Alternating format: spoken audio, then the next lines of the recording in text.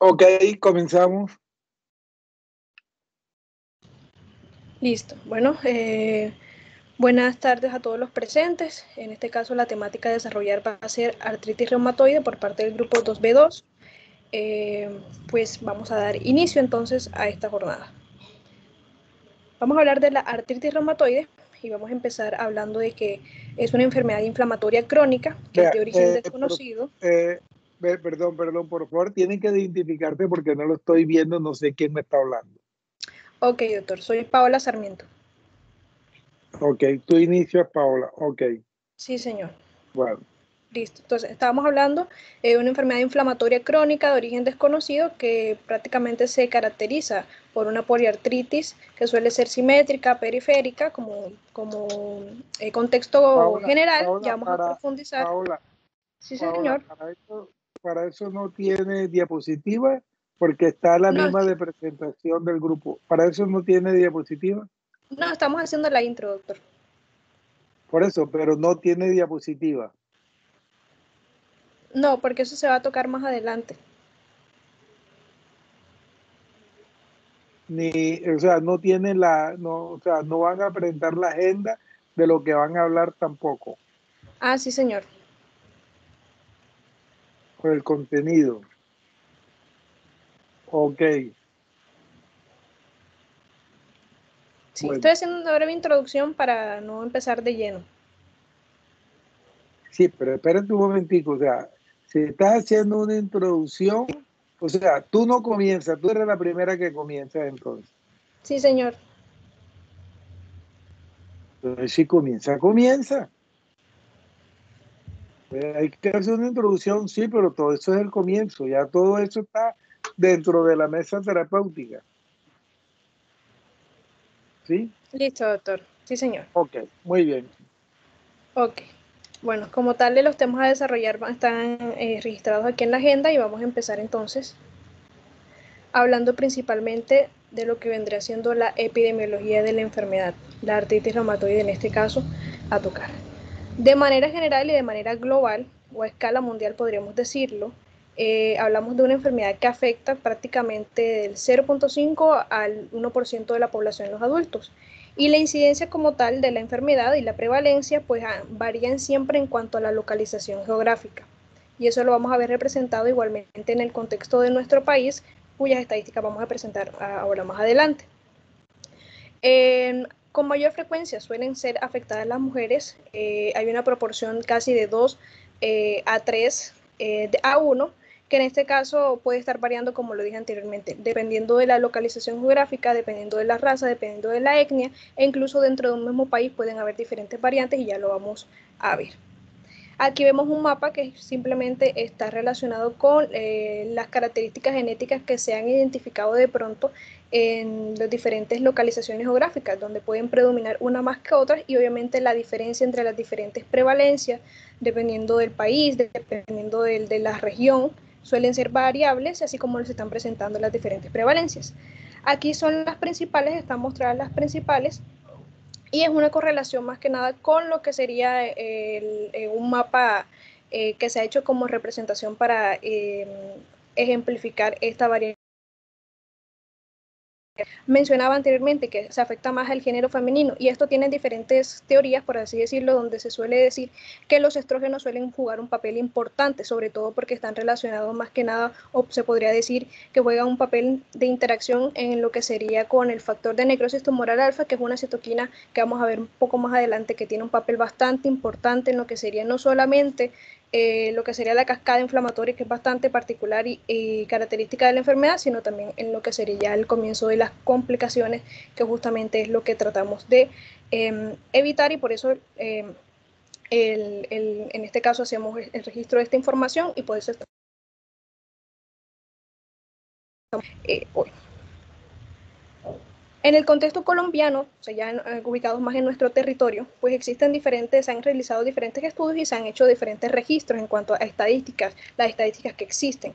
Por ejemplo, si vamos un poco más atrás, en los años del 2012 al 2016 se establecieron algunos registros donde, por ejemplo, se identificaban casi 250.000 casos de artritis reumatoide y obviamente se registraban las prevalencias dependiendo del grupo etario, dependiendo también de las regiones, dependiendo de los departamentos, y entonces se apoyaba en lo que antes mencionaba de la variabilidad dependiendo de esa localización geográfica, e incluso en las mismas regiones dentro de nuestro país existen diferentes variabilidades y ya lo vamos a ver. La prevalencia en ese entonces en las personas mayores de 18 años pues era casi del 0.52%, mayoritariamente en el género femenino. Como ya lo mencionaba anteriormente, el papel de los estrógenos es lo que sea en la literatura más ha relacionado con este comportamiento. Era bastante intensificado porque casi 200.000 de las personas que estuvieron afectadas eran mujeres, casi el 80%, y obviamente era una relación que estaba ahí caracterizada. Había una mayor prevalencia en el grupo etario, sobre todo así como lo vemos en la tabla, mayoritariamente en lo que serían las personas que estaban entre los 70 y los 74 años, y entonces se hacían recomendaciones a que este tipo de personas que estuvieran en este rango de edades, obviamente hay que tenerlas un poco más vigiladas y hacer muchos más estudios para ver cómo se va comportando la enfermedad a través de los años y obviamente tomar diferentes medidas. En cuanto a lo que sería pues más adentro del territorio, los diferentes departamentos y las diferentes regiones pues también fueron caracterizadas y entonces se encontraban este tipo de prevalencias en cuanto a la enfermedad. Las más predominantes o las que tenían más prevalencias eran estas primeras que están aquí ubicadas, el Cesar, Casanare, Risaralda, y obviamente miren, hay una gran variabilidad en cuanto a las estadísticas de cada uno. Hay otros departamentos que tienen una menor prevalencia de la enfermedad, Córdoba, Valle del Cauca, etcétera. Entonces cada una era caracterizada y esto es muy importante para entonces tomar las medidas necesarias, que es justamente lo que nosotros queremos resaltar acerca del cómo se debe tratar y tratar la enfermedad. Eso en cuanto a contextualización un poco en el pasado, ya un poco más venido a lo que sería el presente, un poco más cercano a la actualidad, pues también encontramos que la epidemiología y las estadísticas nos hablan de que, por ejemplo, justamente ese grupo etario entre 70 y 75 años sigue siendo uno de los grupos donde hay mayor concentración de pacientes con la enfermedad, y que justamente lo que se basa es que puede estar relacionado con que la expectativa de vida obviamente ha aumentado y también con la cronicidad de la enfermedad. Hay diferentes variaciones en cuanto a los resultados de la prevalencia y justamente se ha caracterizado por los factores ancestrales, por el mestizaje, sobre todo en nuestro país, que es muy rico en lo que serían las etnias y todo lo que serían las descendencias. Eso también influye mucho y por eso esa variabilidad tan marcada en cuanto a las diferentes regiones. Lo que sería incidencias, prevalencias y mortalidad también se ha registrado, sobre todo en los años del 2019 al 2020, donde se tomaron estas estadísticas que nos hablan, por ejemplo, de que el comportamiento de la enfermedad en cuanto a prevalencia ha disminuido un poco, incidencia ha disminuido un poco. En cuanto a lo que sería la prevalencia de la enfermedad como tal, se mantiene casi que estable y la mortalidad también es descendido un poco. Entonces lo vemos que los comportamientos que se han tomado en cuanto a la enfermedad pueden estar dando resultados en lo que sería cómo se comporta. En el mapa que se presenta, pues también una ejemplificación cercana al 2019 y al 2020 de cuáles fueron las regiones entonces un poco más afectadas en relación a nuestro país. Hacemos una comparación, un versus entre las prevalencias existentes en ese tipo de territorios y las que se dan a nivel nacional. Entonces esto sirve para encontrar como tal esos enfoques de la enfermedad y obviamente tener un punto más objetivo en cuanto a qué tipo de regiones podemos investigar, incluso también tomar en un comportamiento terapéutico acerca de la enfermedad y cómo se está desarrollando. Si entramos ya a la fisiopatogenia, de cómo sería el funcionamiento del sistema inmunitario y cómo se relaciona con lo que sería la aparición de la enfermedad y su desarrollo hasta llegar a esas etapas bastante complicadas, pues empezamos de que justamente hay factores que nosotros decimos, y la literatura lo apoya, que si existe una interacción y entonces es probablemente de allí donde surge todo lo que sería ya después la cascada de la tormenta inflamatoria, que es muy característica. Entonces tomamos, por ejemplo, la predisposición genética y los factores del entorno, que obviamente sean de los principales mecanismos que están ahí involucrados. Tienen un punto en común que obviamente va a ser lo que sería, o la consecuencia, va a ser que va a haber toda una desregulación del sistema inmunitario y obviamente todo lo que sería la cascada inflamatoria, que obviamente van a llevar a la destrucción de los tejidos, sobre todo el cartílago articular y el hueso ya un poco más avanzado, y obviamente lo basal, que sería esa respuesta inflamatoria crónica que existe allí. Entonces, por ejemplo, hablando, por ejemplo, el esquema que tenemos aquí, donde vemos la interacción de los diferentes componentes, esos factores allí, esas moléculas. Vamos a hacerlo un poco simplificado para poderlo entender. Encontramos de que existe la interacción, lo principal, esa interacción de la genética con los factores del entorno, los factores del ambiente, que van a desencadenar entonces en un punto en común, la activación de los linfocitos T, que tienen un papel importante. Sucede que justamente los CD4 se activan porque intervienen o se relacionan con las células presentadoras de antígenos y obviamente interactúan, los receptores allí interactúan. Existen señales como de los diferentes receptores y moléculas allí de superficie, como los complejos de histocompatibilidad de clase 2, que es la MHC, que es una de las señales, y otra que es otras vías que ahí están representadas en la interacción de las moléculas, que es la CD28 y la CD80. Existen tipos de alteraciones y lo que se hace es producir uniones a los diferentes receptores que ahí existen, sobre todo los tipo TOL. ¿Qué es lo que pasa? Que empieza a estimularse, ¿cierto?, la activación de diferentes moléculas allí dentro de la articulación.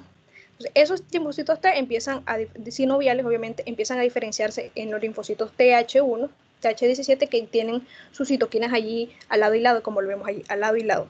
Y entonces, ya aquí vamos a empezar a ver que empiezan a activarse, por ejemplo, los TCD4 también pueden llegar a activar a los linfocitos B. Entonces, esos linfocitos B, al momento de diferenciarse, luego de ser obviamente activados, empiezan a diferenciarse en los plasmocitos y los productores de los autoanticuerpos. Entonces, ya aquí empieza a verse o manifestarse lo que sería toda la desregulación del sistema inmunitario. Entonces, empiezan esos complejos inmunitarios que se pueden estar formando, pueden estar compuestos de los factores reumatoides, de los anticuerpos. Y obviamente atacan diferentes péptidos dentro de la articulación, activan vías de complemento que son proinflamatorios y obviamente también contribuyen entonces a amplificar ya lo que venía siendo todo el proceso de la inflamación. Los linfocitos T empiezan también a estimular otro tipo de moléculas. Los macrófagos también pueden estimularse, los fibroblastos pueden estimular y también segregan también mediadores proinflamatorios, entonces va creciendo. Uno de esos importantes, lo que mencionaba anteriormente, factor de necrosis tumoral alfa. Y entonces aquí vemos que puede entonces sí estar relacionado a lo que veníamos diciendo anteriormente de como tal de la predominancia en cuanto al alza de la prevalencia en lo que serían las mujeres por su interacción con los estrógenos. Ese factor de necrosis tumoral alfa, importante en un equilibrio de la osteólisis y la osteogénesis. Y entonces, esa irregulación que existe ahí, él empieza a incrementar otro tipo de moléculas, como cuáles, como una que está caracterizada como la DIC-COP1 y otro tipo de vía de señalización, que es la WNT. Ese tipo de vías en realidad son precursores de osteoblastos que ayudan como tal a la formación del tejido óseo. ¿Qué pasa si entonces ese factor de necrosis tumoral alfa empieza a interactuar con otro tipo de moléculas que inhiben esas vías de señales? Pues obviamente esos procesos allí de recuperación del tejido del hueso, de lo que sería la osteoblastogénesis, se ven totalmente alterados y entonces llevan a las complicaciones que vamos a ver más adelante en cuanto a lo del tejido óseo, la erupción, etcétera. Entonces allí como tal ese mecanismo es como tal cómo se lleva ese tipo de complicaciones. Ese factor de necrosis tumoral también interactúa en lo que sería la osteoclastogénesis, o sea, está relacionado con los osteoclastos, ese tipo de células a nivel óseo que también como tal llevan a erosionar el hueso. Y entonces todo ese tipo de interacciones allí de las citoquinas proinflamatorias, de las otras moléculas que también empiezan a incrementar el proceso y la cascada inflamatoria, pues obviamente desencadenan a medida que va pasando en cuanto si fuera la historia natural de la enfermedad, todo lo que serían las complicaciones y las etapas mucho más avanzadas, donde ya vemos un tipo de manifestaciones mucho más fuertes. Si mencionaba que uno de los factores importantes eran los factores ambientales, y los factores del entorno, pues obviamente menciono aquí el humo del tabaco, que en este caso está relacionado con que hay lo que sería una citrulinización de proteínas.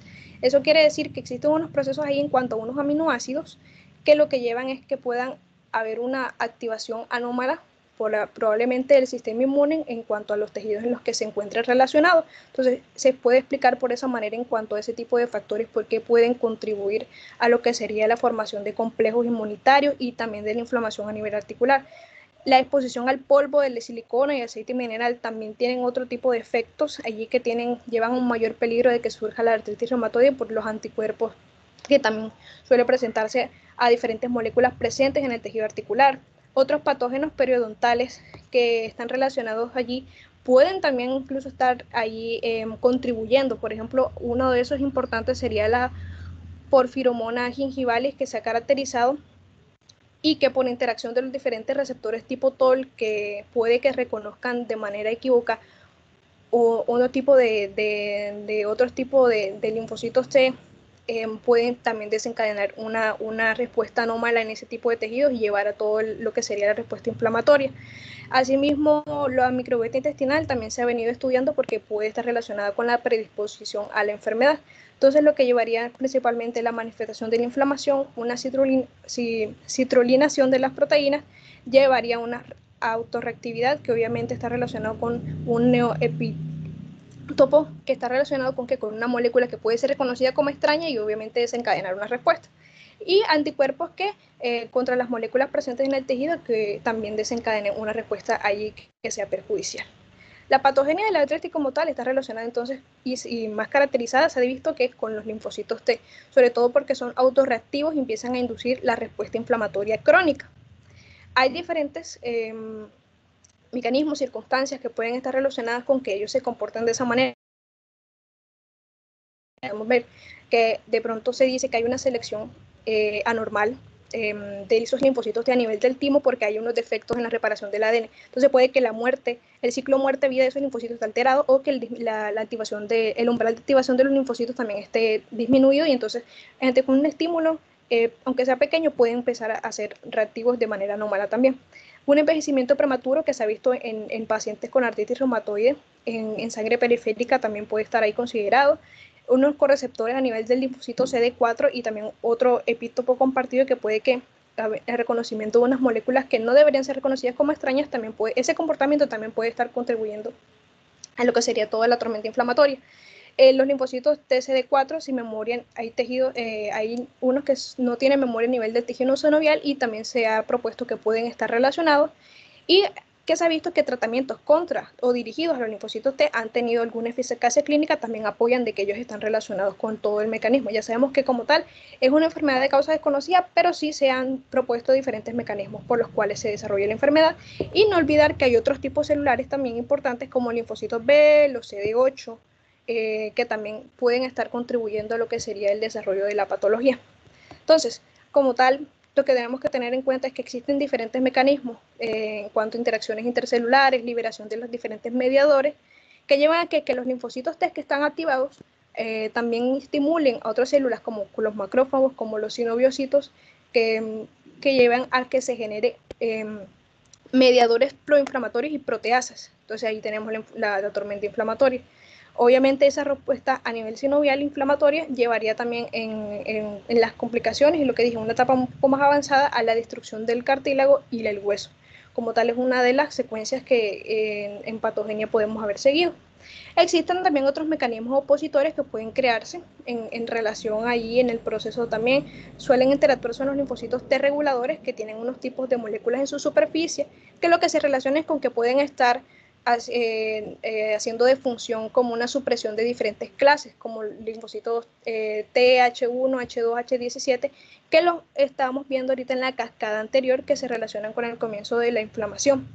Unas citoquinas, quimiosina, anticuerpos y señales de peligro allí que suelen llevar a activación de cascadas de señales, obviamente, de la respuesta inflamatoria, sobre todo de la amplificación. Y que unas moléculas allí, esas señales, pueden ser el punto de acción de unos fármacos que son los fármacos de moléculas pequeñas. Por eso es importante mencionarlo para saber más o menos en qué parte actúan. Los linfocitos T, no olvidarlos que al ser activados como tal, se convierten en los plasmocitos y suelen llevar a la generación de anticuerpos, sobre todo esos relacionados con el factor reumatoide y obviamente los anti-CCP, que son los péptidos citrulinados, y la activación de osteoclastos y osteólisis, que están relacionados con diferentes moléculas. La vía que les había mencionado, la WNT, que en este caso es la que está relacionada con el tejido óseo, pero que si en este caso es inhibida por las citoquinas que están participando en la tormenta inflamatoria, pues obviamente el proceso de osteólisis y el proceso de osteoclastogénesis se van a ver alterados y obviamente van a contribuir a la enfermedad. Continuamos. Bueno, ahora voy a seguir yo, Shirley Salas, a hablar sobre las fases del desarrollo de la artritis reumatoide. Entonces, actualmente se reconoce que el desarrollo de la artritis reumatoide incluye distintas fases, como lo vemos en la imagen presente, cuya nomenclatura y definición se intentó homogeneizar el grupo de trabajo de los factores de riesgo de la artritis reumatoide de EULAR en el 2012. Entonces, en el documento publicado se definen las siguientes fases del desarrollo de esta enfermedad. Tenemos que la fase A consiste en que existen factores genéticos relacionados con la artritis reumatoide, de los que vamos a hablar más adelante. En la fase B hay una exposición a factores de riesgo ambientales relacionados con la artritis reumatoide. En la fase C se detecta autoinmunidad sistémica asociada con la artritis reumatoide. En la fase D, el paciente refiere sintomatología, pero no se detecta la artritis. En la fase E se detecta la artritis, pero no puede establecerse el diagnóstico de lo que es la artritis reumatoide. Y esta es la fase en la que se conoce como artritis indiferenciada. La fase F se establece el diagnóstico de artritis reumatoide. Las tres primeras fases son fases preclínicas de la enfermedad. En la cuarta fase hay una sintomatología ya presente, pero no se detecta la inflamación. Y en la quinta fase se detecta la inflamación, pero es en la sexta fase en la que ya se puede establecer lo que es el diagnóstico de la artritis reumatoide. Pasa, por favor. Hablando de los factores genéticos, estudios en gemelos han permitido estimar que hasta el 60% de la probabilidad de desarrollar artritis reumatoide se explica por una variación genética. La mayoría de las asociaciones genéticas que se encuentran en los pacientes con enfermedad y anticuerpos, antiproteínas citrulinadas positivos y son menos robustas, ausentes o en pacientes con anticuerpos, antiproteínas citrulinadas negativos. El factor genético que está más asociado con el desarrollo de lo que es la artritis reumatoide y que contribuye alrededor de un 30% del riesgo es el locus que codifica las moléculas HLA de clase 2, en concreto el llamado epítopo compartido. Y esta asociación es especialmente relevante en los sujetos con anticuerpos antiproteínas citrulinadas positivos. Otros genes también como no HLA se han implicado también en la susceptibilidad para padecer artritis reumatoide, como por ejemplo el PTPN22 o el STAT4. Respecto a los factores de riesgo ambientales, el tabaco es el factor de riesgo ambiental más consistentemente asociado al desarrollo de artritis reumatoide y al igual ocurre con los factores genéticos. Esta asociación es más robusta en los pacientes con anticuerpos antiproteínas citrulinadas positivos y mayor cuando se combina en un mismo sujeto la exposición al tabaco con la presencia de factores genéticos predisponentes. Otros factores ambientales como la enfermedad periodontal, el consumo de sal o alcohol con efecto protector de este último caso o factores hormonales también se han relacionado con el desarrollo de lo que es la artritis reumatoide. Y también se ha descrito la presencia de un factor reumatoide y anticuerpos antiproteínas citrulinadas años antes del desarrollo de la artritis reumatoide. Entonces, el riesgo de padecer lo que es artritis es mayor con la presencia de anticuerpos antiproteínas citrulinadas que de factor reumatoide y mayor cuanto mayor es la perspectiva temporal. Entonces, un paso más en el desarrollo de la enfermedad es la aparición de la sintomatología sin presencia de inflamación objetiva. Entonces, se han publicado distintos artículos en los que se analiza la evolución a artritis reumatoide definida de los pacientes con autoinmunidad sistémica, que los vemos en la fase C, y con síntomas pero sin inflamación objetiva, como pasa en la fase D. En este punto son muy importantes las características de la sintomatología. Así, un estudio analiza la evolución de la artritis en pacientes con artralgias, que es del 20% cuando la definición de dicha sintomatología se limita a artralgia no traumática sin especificaciones y de hasta un 60% si se define la sintomatología como artralgias inflamatorias con afectación simétrica de pequeñas articulaciones, ya sea en las manos o en los pies. Con el fin de homogeneizar la atención a los pacientes en esta fase de la enfermedad, se han publicado recientemente las características clínicas de los pacientes con artralgia asociadas a un mayor riesgo de desarrollar artritis reumatoide. Y es de importancia saber que si la artritis reumatoide recibe un tratamiento apenas comience la enfermedad, la probabilidad del desarrollo de la misma y de su limitación de discapacidad va a ser mucho menor. Por lo tanto, los fármacos modificadores de la enfermedad, ya sean sintéticos o biológicos, están indicados desde cuando hagamos el diagnóstico de la enfermedad para tratar de evitar el desarrollo de la misma y por lo tanto la anquilosis ósea. Y si evitamos esta, evitamos también las erosiones óseas, que es el principal factor para que haya una detusión articular. Siguiente, por favor. Bueno, hablando sobre la artralgia sospechosa de progreso de artritis reumatoide, bueno, entonces como hemos venido conversando, debemos tener en cuenta que esta es una enfermedad que es crónica, sistémica y es inflamatoria. Y la importancia del diagnóstico oportuno radica en la oportunidad de intervenir terapéuticamente en los pacientes para así minimizar el daño que se pueda producir de manera articular y extraarticular, que es una disminución en la que esto produce una disminución en lo que es la calidad de vida y con alta carga de secuelas en este tipo de pacientes que padezcan la enfermedad. Para hablar de este tema vamos a basarnos en un artículo de la revista Annals of Rheumatic Disease publicado en el 2017, la cual es una revista internacional que cubre todos los aspectos de reumatología. El presente estudio plasmado en este artículo estuvo patrocinado por el Comité Permanente de Asuntos Clínicos EULAR. Cabe mencionar que el consenso de expertos estaba formado por 18 reumatólogos, un metodólogo, 2 pacientes, 3 profesionales de la salud y un investigador. Siguiente, por favor. Bueno, este estudio constó de 3 fases. La primera fase, hubo una lista de parámetros considerados características de artralgia clínicamente sospechosa, donde los expertos reumatólogos hicieron una lista o variable clínica que ellos consideraban como artralgia con sospecha de evolución a artritis reumatoide basado en su experiencia. Y en los resultados identificaron primero 50 parámetros, pero luego los redujeron a 16 parámetros que fueron eminentemente clínicos, en los que hubo hallazgos en el examen físico y en la anamnesis, para así poder darle paso a la fase 2. Adelante, por favor. En la fase 2, los expertos evalúan las variables en los pacientes para clasificarlos como artralgia clínicamente sospechosa con una evolución a artritis reumatoide o artralgia clínicamente no sospechosa de progresión a artritis reumatoide. Y estos fueron los 16 parámetros. El primer parámetro es la presencia de síntomas articulares de aparición reciente, menor a 1 año, que estuviesen comprometidas de 4 a 10 articulaciones con sintomatología clínica, que los síntomas se ubicaran en las articulaciones metacarpofalángicas, que los síntomas se localizaran de preferencia en las articulaciones metatarsofalángicas, que los síntomas estuviesen localizados en articulaciones pequeñas, que los síntomas fueran simétricos, que la duración de la rigidez fuese mayor a 60 minutos, que existiesen síntomas más acentuados de predominio matutino, que existiesen mejorías a lo largo del día, que existiese un aumento del número de articulaciones a lo largo del tiempo, que el paciente presentara inflamación en las articulaciones de las manos, la presencia de un familiar de primer grado con artritis reumatoide, que existiese la dificultad para cerrar el puño, que existiese la sensibilidad local de las articulaciones afectadas en el examen físico y pruebas de compresión positiva de las articulaciones metacarpofalángicas y metatarsofalangicas. Y bueno, y las que fueron estadísticamente significativas son las siguientes que dieron paso a la fase 3. Pasa, por favor, Pau.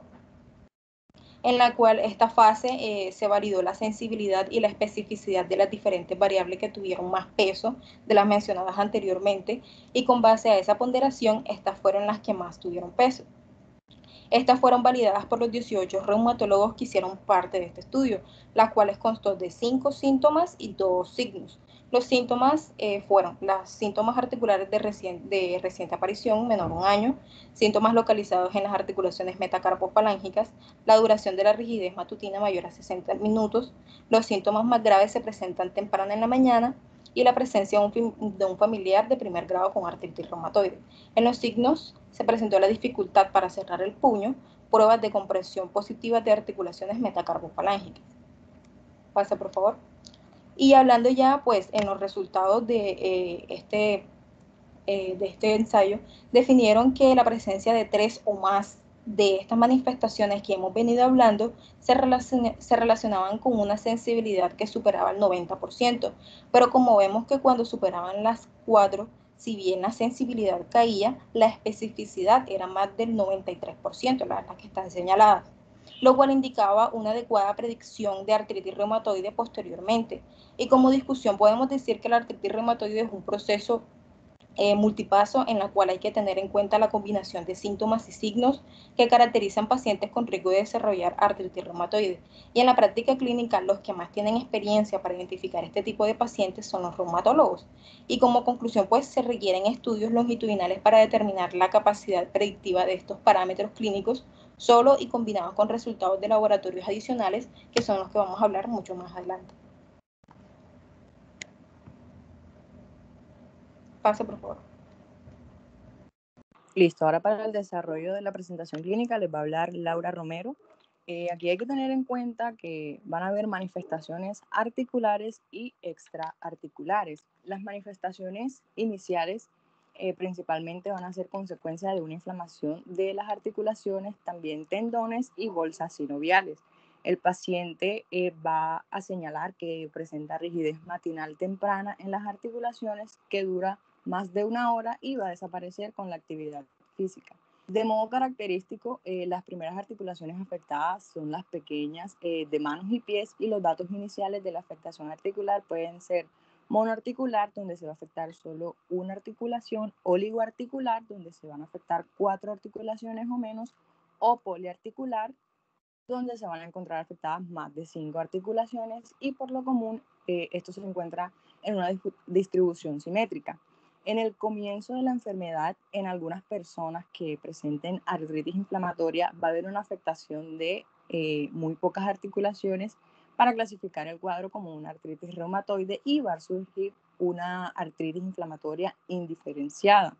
Las personas con esta variante muy probablemente van a ser diagnosticadas con ella en fecha ulterior y van a tener un número importante de articulaciones dolorosas al tacto e hinchadas, y en ella se va a identificar el factor reumatoide en suero o anticuerpos anti-CCP, que son los anticuerpos séricos contra péptidos citrulinados cíclicos, y también se va a encontrar la discapacidad física superaumentada.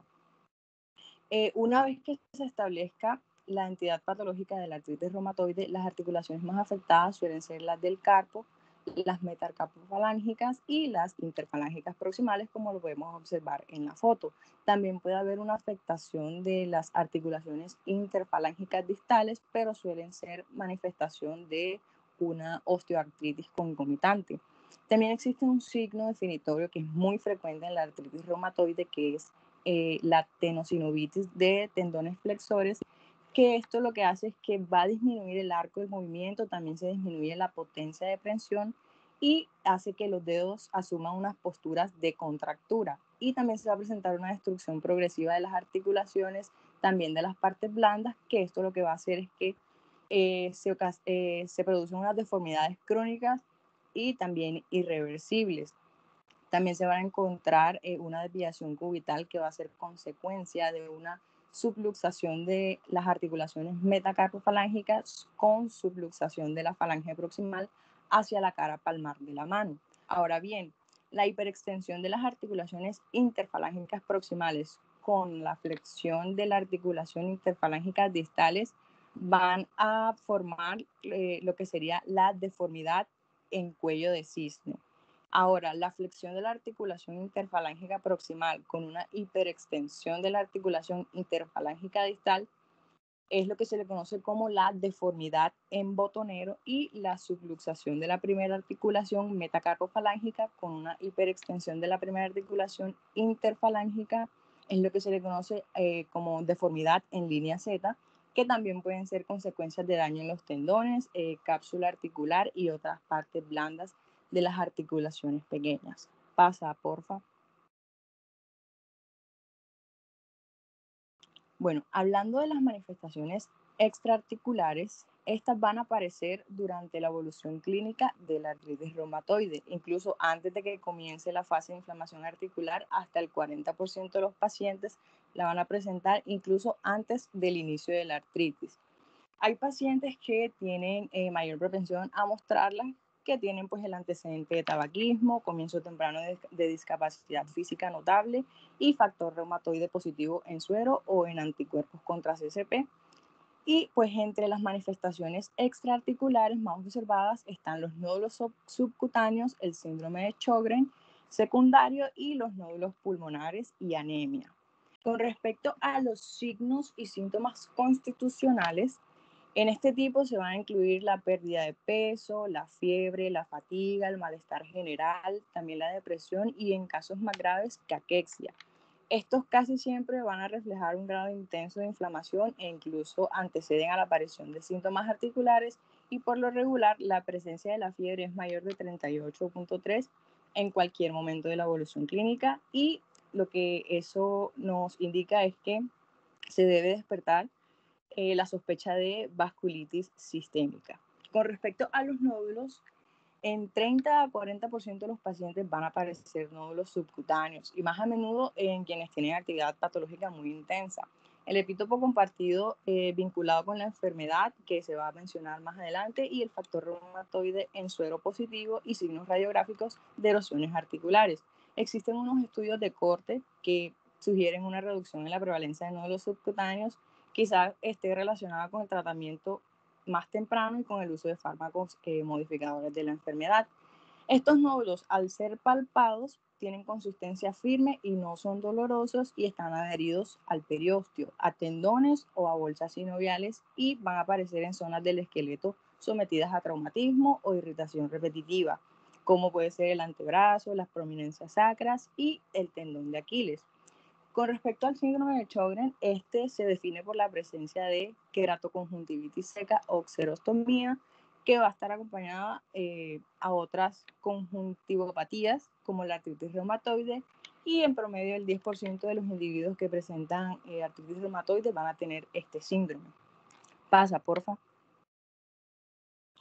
En las manifestaciones extraarticulares se van a encontrar, como lo pueden ver en la imagen, neurológicas, hematológicas, oculares, pasa porfa, también pulmonares, cardíacas, renales.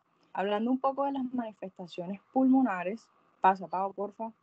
La pleuritis es la manifestación pulmonar más común de la artritis reumatoide. Esta puede producir un dolor pleurítico y disnea y también frote pleural y derrame. Este derrame tiende a ser exudativo con cantidades mayores de monocitos y neutrófilos. Hablando de la variante de neumopatía intersticial, esta también puede aparecer en personas que presenten artritis reumatoide y es anticipada por signos como la tos seca y la disnea. Esto también puede vincularse con el tabaquismo y por lo general pues, se va a identificar en personas con mayor actividad patológica, aunque se puede diagnosticar incluso en el 3% de los pacientes antes de que se manifiesten los síntomas articulares. El diagnóstico de este se va a plantear fácilmente por medio de una tomografía computarizada de alta resolución del tórax que va a mostrar una opacificación infiltrativa en la periferia de ambos pulmones. Ahora bien, la neumonía intersticial usual y la neumonía intersticial inespecífica son patrones histológicos y radiológicos de la neumopatía intersticial.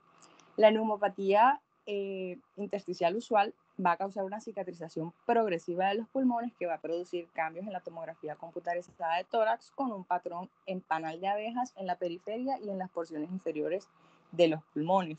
Por lo contrario, los cambios radiográficos que son más comunes en la neumonía intersticial específica son opacidades bilaterales y relativamente simétricas, en vidrio despulido con un patrón reticular fino asociado con disminución del volumen y bronquiectasias por tracción. Hablando ahora de las manifestaciones cardíacas, la afectación del corazón más frecuente se va a localizar en el pericardio, más sin embargo, en menos del 10% de las personas con artritis reumatoide van a aparecer manifestaciones clínicas de la pericarditis. Y pues esto se puede detectar prácticamente en el 50% de los pacientes por medio de un ecocardiograma o en estudio de necropsia. También hablamos de la cardiomiotomía, que va a constituir otra manifestación clínica importante de la artritis reumatoide que puede ser consecuencia de la miocarditis necrosante o la granulomatosa, también de arteriopatía coronaria o de disfunción diastólica y asimismo esta alteración puede ser subclínica y se identifica solo por ecocardiografía o resonancia magnética del corazón. Con respecto a la vasculitis, en forma típica, la vasculitis reumatoide va a aparecer en personas con enfermedad muy duradera positiva de factor reumatoide en suero. La incidencia global se disminuyó significativamente en la última década y los signos cutáneos varían e incluyen petequias, púrpura, infartos de los dedos, gangrena, lívido reticular y, en casos graves, úlceras grandes y dolorosas de extremidades inferiores. Con respecto a las manifestaciones hematológicas en enfermos con artritis reumatoide va a surgir una anemia normocítica normocrómica, que es la anomalía más frecuente de la sangre, y el grado de anemia va a corresponder al de la inflamación y también se va a relacionar con las concentraciones séricas de proteína C reactiva y la velocidad de eritrosedimentación. En la artritis reumatoide también puede haber recuentos mayores de plaquetas porque se va a tratar de un reactivo de fase aguda. En el síndrome de Felty, que este se define por una triada clínica de neutropenia, esplenomegalia y artritis reumatoide nodular, se va a observar en menos del 1% de los pacientes, pero la incidencia al parecer ha disminuido gracias a la estrategia terapéutica más intensiva de las artropatías, y de manera típica pues afecta en las etapas tardías de la artritis reumatoide grave y es más frecuente en caucásicos que en otros grupos raciales. Y por último tenemos linfoma, que los datos de grandes estudios de corte han indicado un incremento de 2 a 4 veces el riesgo de linfoma en sujetos con artritis reumatoide en comparación con lo observado en la población general. Y pues el tipo histopatológico más común del linfoma es el difuso del linfocito B grande, y el peligro de este es que surja un linfoma, que esto lo que va a hacer es que aumenta si la persona muestra una notable actividad patológica de la enfermedad o el síndrome de Felty. Pasa, por favor. Ok, entonces además de las manifestaciones clínicas que se habían estado hablando, van a estar también apoyadas por una serie de hallazgos que se van a hacer evidentes dentro de la clasificación diagnóstica y métodos diagnósticos que se utilizan de Por la favor, artritis ¿quién está reumatoide. hablando? Entonces, Hola, sí, ¿quién doctor, está estoy haciendo una pequeña hablando? introducción. El método diagnóstico va a estar encargado por Hola, mi hola, persona, hola, Sebastián 1, 2, Sariego. 3. Hola, ¿quién Doctor, está hablando? Sebastián Sariego, estoy introduciendo mi tema, doctor. Por eso tienes que presentarte. El que va a hablar es fulano de tal y luego haces tu tema. Es que eso es lo que estaba haciendo, doctor. Bueno, No lo hiciste. Primero diga quién es y después hable todo lo que tenga preparado. Hágame el favor. ¿Tu ok, nombre es? Sebastián Sariego. Estoy encargado Correcto. de los métodos diagnósticos que, como había mencionado anteriormente, además de las manifestaciones clínicas, vamos a estar utilizando una serie de hallazgos que se pueden hacer a través de diferentes métodos diagnósticos y que nos pueden descartar el diagnóstico positivo del paciente con artritis reumatoidea. Entonces, el diagnóstico clínico de la artritis reumatoidea se basa a gran medida en los signos y síntomas de la artritis inflamatoria crónica y los resultados de análisis de laboratorio apoyado con estudios radiográficos que van a aportar información complementaria que viene siendo un poco, bueno, viene siendo también importante. Entonces, algo que suma bastante importancia dentro del diagnóstico de la artritis reumatoidea es más que todo esclarecer de forma temprana la situación de nuestro paciente.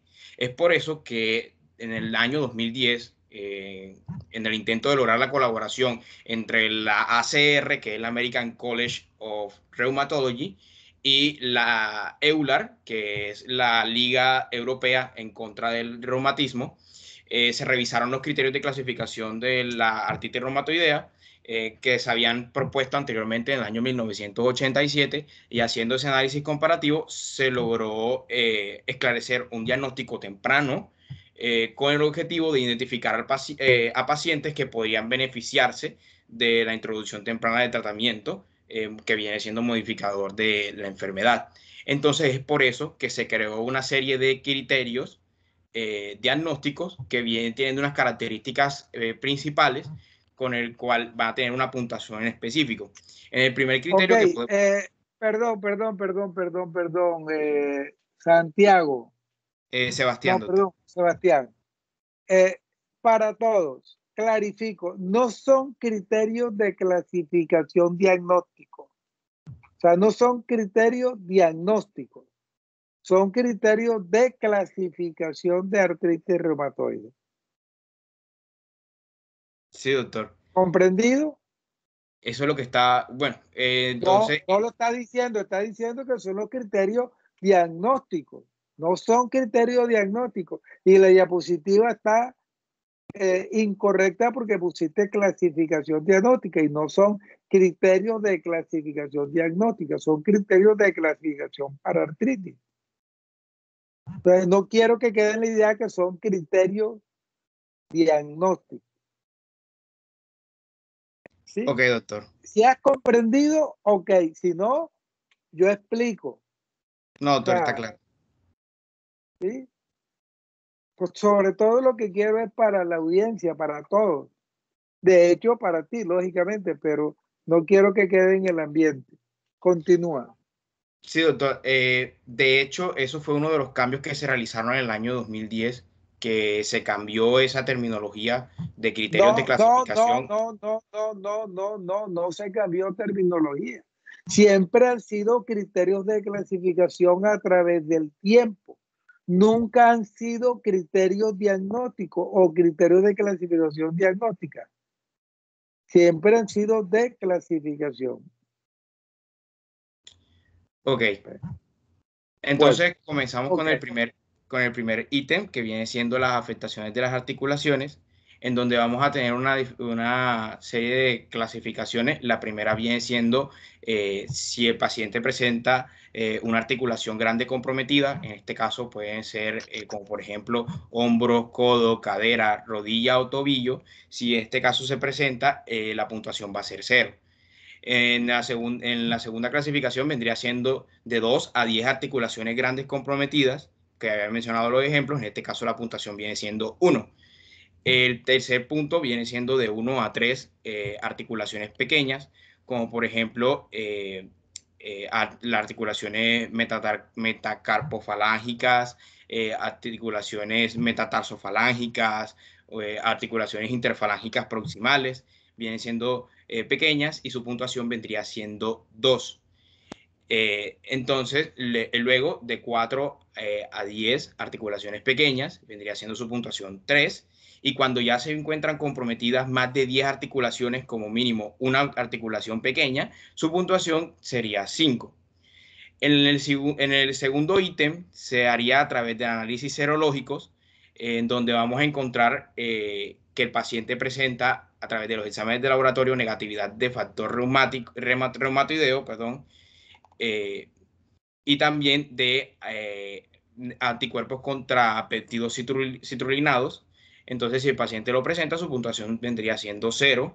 Si presenta a nivel positivo bajo de factor reumatoideo o de anticuerpos contra los péptidos citrulinados cíclicos, que viene siendo menos de 3 veces el valor normal o el límite normal, vendría siendo la puntuación 2.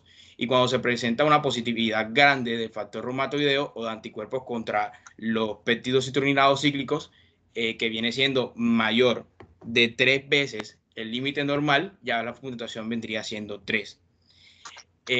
Debemos recargar, claro, que el valor normal de factor reumatoideo que podemos encontrar en algunos pacientes es que es menor de 15 unidades por mililitro. Y de los péptidos citrulinados cíclicos podemos encontrarlo por medio del método Westengren para adultos. Los hombres menores de 50 años podemos encontrarlo menos de 15 milímetros por hora. En hombres mayores de 50 años podemos encontrarlo en 20 milímetros por hora, y en mujeres menores de 50 años lo podemos encontrar en menos de 20 milímetros por hora. El siguiente ítem que también se evalúa viene siendo los reactivos de fase aguda. En este caso viene siendo la proteína C reactiva y la eritrosedimentación. Si estos dos valores vienen siendo normales, la puntuación vendría siendo 0. Y si son anormales, la puntuación vendría siendo 1. Los valores normales de proteína C reactiva estándar, pues, vendrían siendo inferiores a 10 miligramos por litro. Y en cuanto a la eritrosedimentación, el rango normal es de 0 a 22 milímetros por hora para hombres y de 0 a 29 milímetros por hora para mujeres. Y por último, el otro ítem a evaluar viene siendo la duración de los síntomas. Si son menos de 6 semanas, vendría siendo puntuado con 0. Y si son mayor o igual a 6 semanas, vendría siendo puntuado con 1. Entonces, la aplicación de los criterios que revisamos anteriormente genera una puntuación de 0 a 10. Y la puntuación que viene siendo mayor a 6 ya cumple con las exigencias de definir, o bueno, cumple con las exigencias o normas de definir lo que viene siendo la artritis reumatoidea. Entonces, haciendo un poco el comparativo con el que se hizo con el año 1987 en comparación con el año 2010, es que en este caso se incluye una prueba positiva de anticuerpos contra péptidos citrulinados cíclicos, como había mencionado anteriormente, como una sola entidad que conlleva mayor especificidad para el diagnóstico de la enfermedad, en comparación con una prueba positiva de factor reumatoide. Entonces, los criterios más nuevos de clasificación no toman en consideración si el paciente muestra nódulos reumatoides o daño articular en las imágenes radiográficas, que posteriormente voy a estar hablando de ello, porque esos datos rara vez se producen en una etapa inicial de la artritis reumatoidea. Y el objetivo que tenemos a través de estos criterios de clasificación es hallarlo de manera temprana para poder evitar que el pronóstico avance o empeore en nuestros pacientes. Entonces, ahora vamos a hablar en cuanto a los datos de laboratorio. Y como datos de laboratorio, para este tipo de pacientes vamos a utilizar los siguientes que encontramos en la diapositiva. Primero, sabemos que como la artritis reumatoidea es una enfermedad crónica inflamatoria, los individuos a menudo muestran inicialmente un incremento de algunos marcadores inflamatorios inespecíficos, como lo que viene siendo la velocidad de eritrosedimentación y la proteína C reactiva, que como son tempranos los utilizamos, como había mencionado anteriormente, en la tabla de criterios de clasificación para el diagnóstico temprano. Además de eso, para diferenciar la artritis reumatoidea de otras enfermedades reumáticas, es importante detectar el factor reumatoideo y anticuerpos anti-CCP en suero, aunque la fiebre reumática carece de especificidad diagnóstica, claro, y puede surgir junto a otros cuadros inflamatorios crónicos en los cuales la artritis se destaca entre las manifestaciones clínicas. En el suero de pacientes con artritis reumatoidea podemos identificar, además de eso, isotipos de inmunoglobulina M, inmunoglobulina G e inmunoglobulina A del factor reumatoide, aunque el que más se mide a menudo en los laboratorios comerciales viene siendo el de inmunoglobulina M, y se ha detectado entre el 75 y el 80% de los sujetos con artritis reumatoide. Como consecuencia, aunque no se le detecte, no descarta la presencia de la enfermedad. También podemos identificarla en otras conjuntivopatías, como lo que viene siendo el síndrome primario de Sjögren, en el lupus eritematoso sistémico, la crioglobulinemia de tipo 2, y también en algunas infecciones crónicas como lo que viene siendo la endocarditis bacteriana subaguda, la hepatitis B y C. Y asimismo el factor reumatoideo sérico puede detectarse entre el 1 al 5% de la población sana. Entonces normalmente lo tenemos como un dato de laboratorio importante. Sin embargo, hay que utilizar los isotipos de factor reumatoide para poder diferenciarlo o para poder descartar lo que viene siendo la artritis reumatoidea. Además de ello, también tenemos el estudio algo que se me había olvidado mencionar, es que también se realiza el análisis del líquido sinovial, que de manera típica refleja lo que viene siendo el estado inflamatorio de los pacientes de artritis reumatoidea, y nos puede ayudar a nosotros a detectar a través de recuento de leucocitos en el líquido sinovial. Normalmente vamos a encontrarlo en valores entre 5.000 a 50.000 células por microlitro, en comparación con un recuento de leucocitos en un cuadro no inflamatorio, como por ejemplo la osteoartritis, que podemos encontrar menos de 2.000 células en un microlitro. Entonces, a diferencia del tejido sinovial, el tipo celular predominante en el líquido sinovial viene siendo los neutrófilos. Y desde el punto de vista clínico, el análisis de líquidos sinoviales es más para confirmar la presencia de artritis inflamatoria, a diferencia de otras enfermedades que no son inflamatorias, como la que había mencionado anteriormente, que es la osteoartritis, en tanto que al mismo tiempo se descarta si hay infección o la artritis es inducida por cristales, como por ejemplo una gota o una pseudogota. Entonces, ahora pasando a los estudios en imágenes de las articulaciones, normalmente estos estudios constituyen un recurso muy útil para el diagnóstico de artritis reumatoidea y también para seguir la evolución del daño articular que se presente en los pacientes. Normalmente, bueno, la modalidad más común que se presenta dentro del estudio de imágenes es la radiografía simple, pero también es cierto que es escasa la visualización de las estructuras óseas y las deducciones en cuanto al estado del cartílago que podemos ver con base al angostamiento del espacio interarticular es muy poca. Entonces, dentro de la radiografía simple, pues de forma clásica, se utiliza mucho.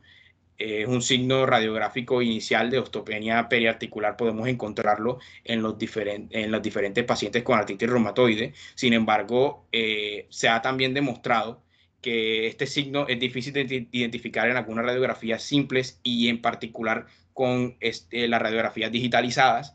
Entonces, también nos apoyamos a otros datos que podemos encontrar, como por ejemplo edema en partes blandas, disminución simétrica del espacio articular y erosiones subcondrales, que podemos encontrarlo más que todo, más a menudo en el carpo, en las manos y los pies, en cuanto al metacarpo y al metatarso. En cuanto al metatarso, en primer lugar, pues se buscan signos de cara lateral del quinto metatarso, pero también puede haber afectación simultánea de otras articulaciones del metatarso.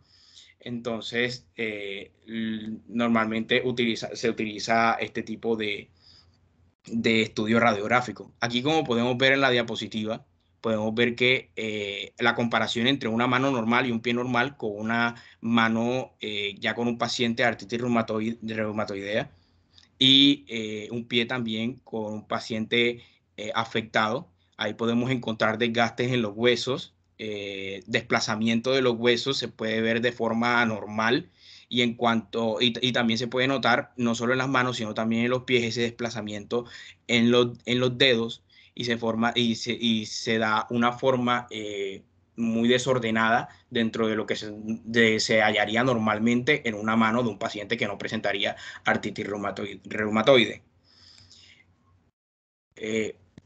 Un momentico que se me agarró el computador. Aquí podemos, aquí el otro estudio que podemos utilizar de imágenes dentro de los pacientes viene siendo también las ecografías. En cuanto a las ecografías, pues normalmente utilizamos la variante Doppler de color y tiene la capacidad de detectar más erosiones que las radiografías simples, en particular en algunas articulaciones fácilmente accesibles. Entonces, podemos detectar con bastante certeza, por ejemplo, la sinovitis, que incluye, además de eso, intensificación de los vasos intraarticulares, y eso nos va a denotar, que obviamente eso denota inflamación, y normalmente es determinante la utilidad de la ecografía porque tiene más ventaja, claro, y porque se puede llevar el equipo con facilidad. En este caso, en la imagen que estoy mostrando, es una ecografía que nos muestra una erosión en la articulación, en la segunda articulación. Podemos ver los cortes laterales, longitudinales y transversales. En el A viene siendo los cortes laterales longitudinales y el B viene siendo corte lateral transversal. Y lo que nos está mostrando ahí en la flechita, o bueno, en la V, nos está mostrando esa erosión ósea que aparece como una evidente interrupción del perfil óseo de la cabeza metacarpiana, una falange proximal. Y se muestra de forma más clara porque se hace un examen más a fondo. Y por último, dentro del estudio de imágenes también podemos encontrar un hallazgo de masas interarticulares dentro del estudio de ecografía, y con ello podemos ver que se puede clasificar por diferentes grados cuando se puede determinar a través del Doppler a color la presencia de masas interarticulares. En el grado 0, cuando encontramos masa interarticular, como podemos ver en la imagen superior. En el grado 1, cuando se presenta una ligera señal interarticular única, como viene siendo la imagen superior derecha. El grado 2, cuando se presentan señales articulares confluentes, se encuentra una moderada presencia, como viene siendo la imagen inferior izquierda. Y por último, el grado 3, que viene siendo la imagen inferior derecha, donde se encuentra de manera más intensa una enorme cantidad de señales interarticulares, lo cual nos están mostrando los diferentes grados o qué tan grave, o la gravedad de cómo se presenta la lesión o la erosión dentro de los pacientes con artritis reumatoidea.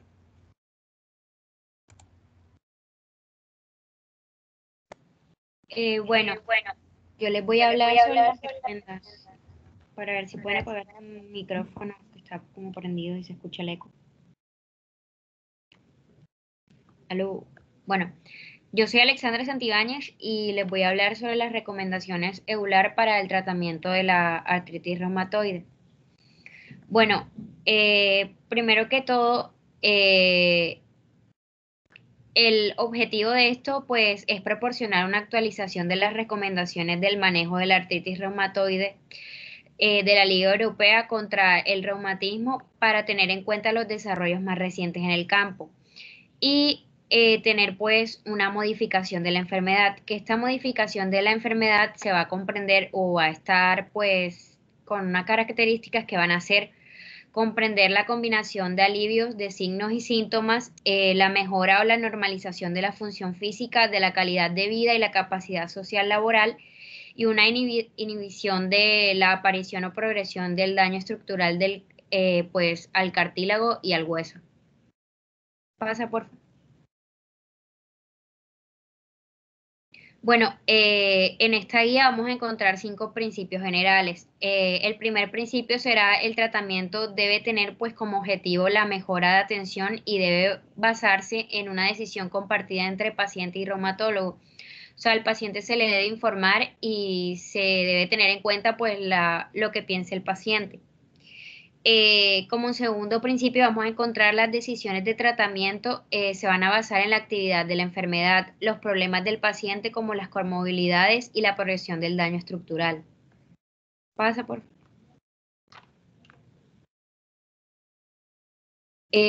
Como tercer principio vamos a encontrar que los reumatólogos son los especialistas que deben atender principalmente a los pacientes que presentan la artritis. Vamos a encontrar también como principio general que los pacientes van a requerir acceso a múltiples fármacos con diferentes modos de acción eficaces para abordar la heterogeneidad de la artritis reumatoide.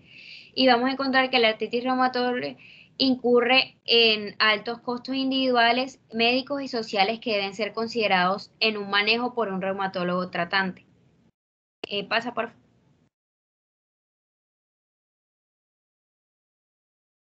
Bueno, ya hablando un poco del algoritmo y de la guía EULAR, con el algoritmo aquí les voy a explicar las recomendaciones, que son 12, explicándolas al mismo tiempo, pues, el algoritmo. Vamos a encontrar en la primera recomendación iniciar terapia con fármacos antirreumáticos modificadores de la enfermedad. Tan pronto se hace el diagnóstico, como dice, pues, arriba en el algoritmo. Una vez que este diagnóstico se hace, se debe medicar enseguida al paciente. En la segunda recomendación vamos a encontrar la remisión o el estado de baja actividad, que pues, va a ser el objetivo de todo el diagnóstico y del tratamiento. Esto se debe abarcar en 6 meses, debe haber una mejoría con el tratamiento puesto. En la tercera recomendación vamos a encontrar un monitoreo frecuente que debe ser continuo y debe ser entre el primer mes y a los 3 meses. Entre ese tiempo debe ser un monitoreo muy frecuente y muy continuo. Y como dije, el objetivo de esto es que a los 6 meses se note un cambio favorable, un cambio pues bueno en el paciente. En la cuarta recomendación vamos a encontrar que se inicie un tratamiento con metotrexato que va a ser pues el principal fármaco a utilizar. Va a ser pues la primera línea a utilizar en estos pacientes. En la quinta recomendación vamos a encontrar cuando los pacientes tienen contraindicaciones con este medicamento, con este fármaco, se les debe iniciar un tratamiento con leflunomida o sulfasalazina cuando presenta pues contraindicaciones con este primer medicamento que va a ser el de elección. En la sexta recomendación vamos a encontrar el manejo de glucocorticoides. Estos glucocorticoides deben ser usados en poco tiempo, a corto plazo, ya que estos no van a ser fármacos modificadores de la enfermedad, sino fármacos modificadores, fármacos, pues sí, modificadores de los síntomas. Esto no va, pues, a modificar la enfermedad, sino los síntomas del paciente. Entonces, deben usarse a corto plazo hasta que, pues, los otros medicamentos muestren un cambio notable. O sea, va a ser, pues, una terapia puente hasta que los fármacos antirreumáticos modificadores de la enfermedad muestren esta eficacia y, pues, como dije, deben ser unas dosis muy bajas y a corto plazo. Pasa la diapositiva, por favor. Bueno, vamos a encontrar en la séptima recomendación cuando está el objetivo no logrado y se presentan los factores de pobre diagnóstico. Para hablar un poco de los factores de pobre diagnóstico, vamos a encontrar que se clasifica como pobre diagnóstico cuando la actividad de la enfermedad persistente moderada, cuando hay actividad de la enfermedad persistente moderada o a pesar de que se está suministrando bastantes fármacos, no hay mejoría del paciente, cuando hay niveles elevados de reactantes de fase aguda, cuando hay alto reencuentro de articulaciones afectadas y cuando hay presencia de erosiones óseas tempranas.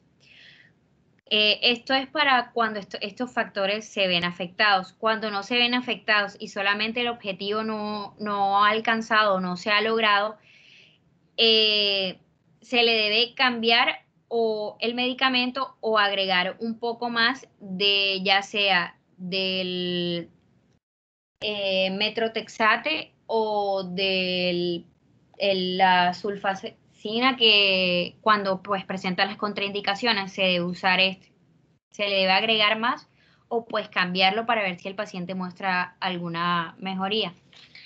En la cuarta recomendación, que ya como dije viene siendo la fase 2, no dije anteriormente, pero la fase 1 es cuando, la que dije anteriormente, es cuando el paciente apenas se le están suministrando los medicamentos y apenas está iniciando un tratamiento. Esta fase, que es la segunda fase, es cuando ya los pacientes ya han tenido un tratamiento y a los 6 meses no han mostrado mejoría, empiezan a suministrarle más medicamentos o a quitarle algunos. Entonces vamos a encontrar que en la cuarta recomendación está el objetivo no logrado también y factores que van factores de pobre diagnóstico, de pobre pronóstico, perdón, que dije anteriormente, los que mencioné anteriormente, se presentan estos dos. Entonces, la recomendación es añadir un fármaco de tipo biológico. Se añade el fármaco de tipo biológico sin dejar el anterior o un inhibidor de JAK kinasa. En la 9ª recomendación vamos a encontrar combinar los fármacos biológicos o el inhibidor de JAK quinasa con los fármacos antirreumáticos modificadores de la enfermedad. Pasa, porfa. Y ya en la fase 3, que esta es la última, si todo esto falla, en la 10ª recomendación, si falla todo esto, con el fármaco biológico o el fármaco, pues el de primera opción, si falla esto, optan por añadir otro, a ver si el paciente está creando pues una resistencia a estos. En la recomendación 11 vamos a encontrar una reducción gradual del fármaco biológico o del inhibidor de JAK quinasa si el paciente está pues en una remisión persistente. Esto lo deben hacer en 3 a 6 meses, como dije en la 3ª recomendación. No debe pasar de los 6 meses, y cuando ya pasa estos 6 meses y el paciente no muestra una mejoría, pues se le debe cambiar el tratamiento, como dije. Y en la última recomendación vamos a encontrar una reducción gradual convencional. Si el paciente mejoró, se le van a bajar los medicamentos, o porque a estos pacientes no es recomendable suspenderle estos medicamentos, ya que, como explicaron al comienzo, esta es una enfermedad crónica y pues para toda la vida. Entonces estos pacientes no es recomendable quitarle estos medicamentos, sino pues bajarle la dosis si muestra una mejoría bastante grande. Pasa por...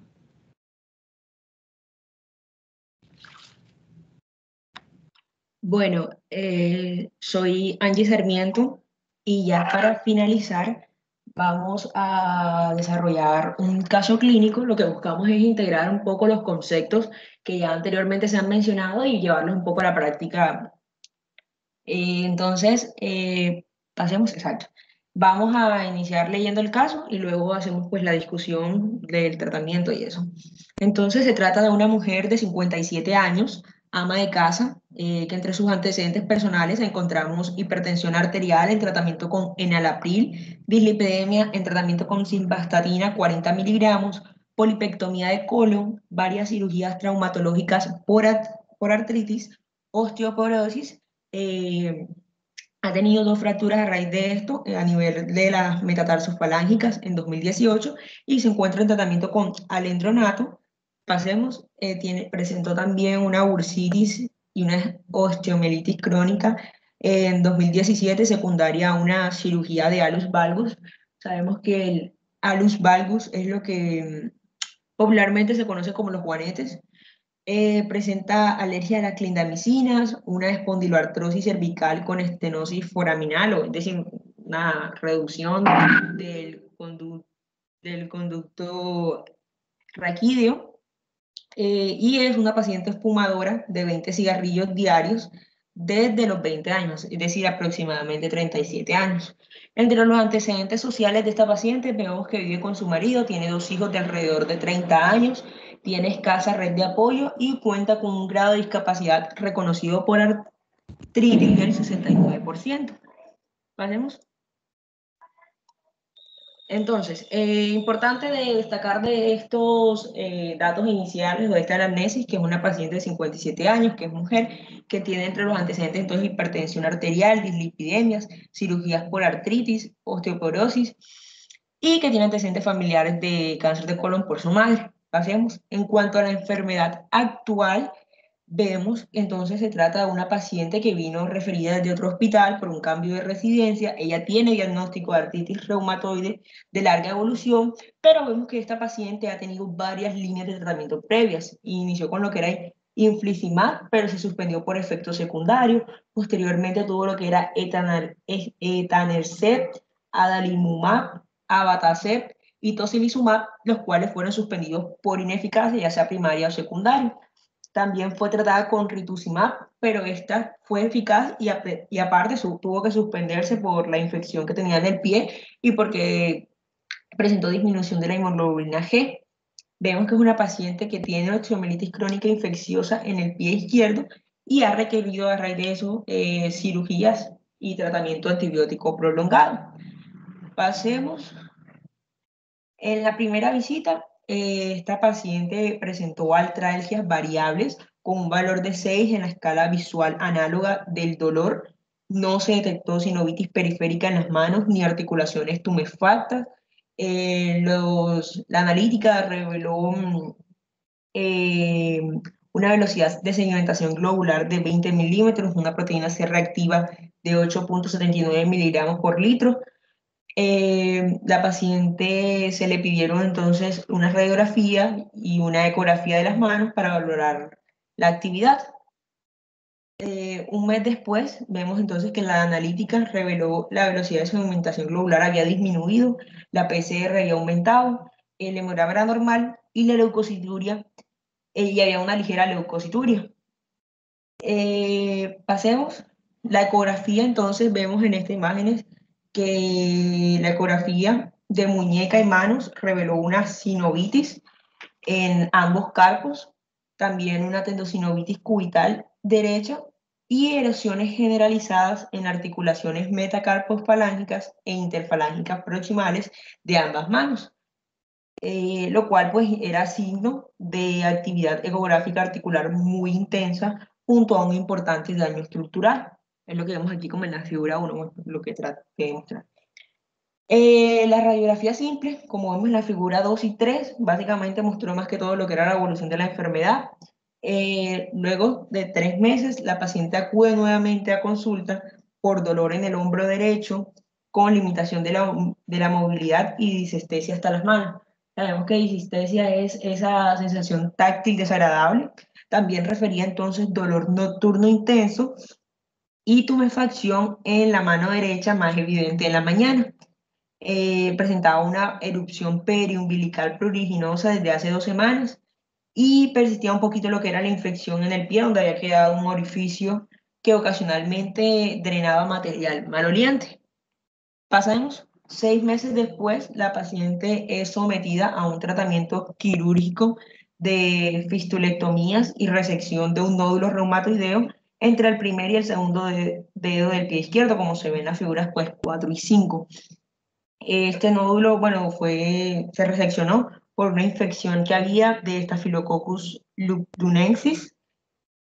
Un mes más tarde, vemos entonces que se empezó a producir lo que era un empeoramiento de la infección, a pesar de que la paciente estaba cumpliendo pues con el tratamiento antibiótico. Y la analítica mostró una hemoglobina en 14, una velocidad de sedimentación globular de 7, una PCR de 6.5 miligramos sobre litros y una cloramida de creatinina superior a 90.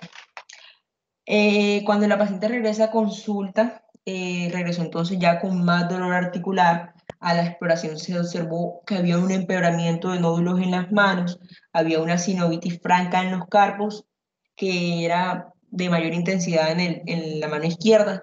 Tenía nódulos en los codos, hombros con limitación severa a la elevación activa, que es lo que vemos aquí en la figura 6.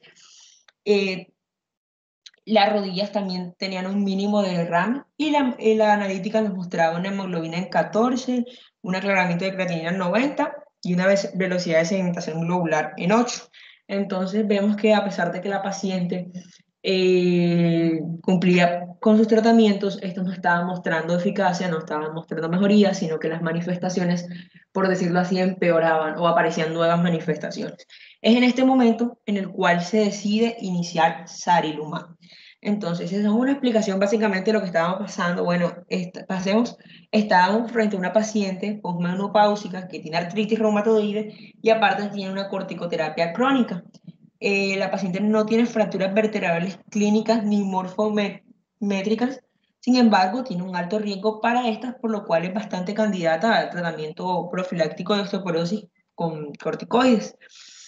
Vemos que entonces, si nos enfocamos en lo que nos interesa más que todo, que es con respecto a la artritis reumatoide que tiene la paciente, como había mencionado, a pesar del compromiso con el cumplimiento, a pesar de la persistencia del tratamiento, pues no mostraba mejorías. Y es en este momento en el cual, con la autorización de la paciente, se decide iniciar un tratamiento biológico, que es sarilumab, que es un biológico anti-interleuquina 6 en dosis de 200 miligramos subcutáneas semanales. Obviamente esto se hizo una vez que se descartó que hubiese en la paciente, por ejemplo, existencia de infecciones virales tipo hepatitis, tipo VIH, entre otras.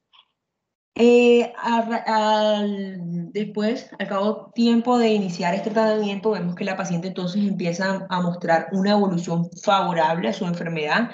Empezó a constatarse entonces la ausencia de reacciones que indicaran intolerancia o problemas de inseguridad. En la sexta semana y cada 6 meses se empezaron a evaluar los parámetros lipídicos, se realizaron pruebas hepáticas y se controló el número de neutrófilos, todo era favorable. En los controles trimestrales se observó una disminución sostenida de lo que era el dolor y incluso del índice de la enfermedad, de actividad de la enfermedad. Y después de 12 meses, el tratamiento se demostró que era estable y la paciente continúa con sarilumab, además de pequeñas dosis de prednisona, metotrexato y leflunomida. ¿Qué comentarios podemos hacer? Bueno, respecto a este caso, vemos que anteriormente nos estaban hablando de la guía Euler y vemos que según la última actualización de estas recomendaciones, nos dice que si un paciente con artritis reumatoide presenta fallo, bueno, nos estaban comentando la compañera, a un fármaco antirreumático modificador de la enfermedad, es decir, un FAME, ya sea biológico o sintético, se puede bien intentar un nuevo agente con mecanismo de acción dirigido contra otra diana terapéutica. Fue lo que se hizo en este caso. Básicamente vemos cómo la introducción de estos agentes biológicos como el sarilumab, que tiene un mecanismo de acción diferente a esos que bloqueaban, bueno, los típicos que bloqueaban el factor de necrosis tumoral, este tipo de fármacos nos permiten pues disponer de tratamientos alternativos, tanto para esos pacientes que presentan fallo a los antifactor de necrosis tumoral, como para aquellos pacientes que presentan multiresistencia a diversos fármacos biológicos o sintéticos dirigidos, como era el caso de la paciente, en el cual ya se había pues probado con distintos, de acuerdo a recomendaciones, siguiendo siempre la guía y sin embargo no mostraba pues eficacia. Entonces vemos que sarilumab es un fármaco versátil, es cómo utilizar, como ya mencioné anteriormente, puede administrarse en monoterapia o combinado con metotrexato. Como es un bloqueador eficaz y seguro de la interleuquina 6, aporta la posibilidad de usarse tanto en monoterapia y resulta bastante superior o eficaz con respecto a otros. Es más, en las guías nos mencionaban que en aquellos pacientes en los cuales por alguna razón no estuviese indicado el metotrexato o hubiese como fallo en esta terapéutica, se recomendaba este fármaco porque se ha demostrado su eficacia.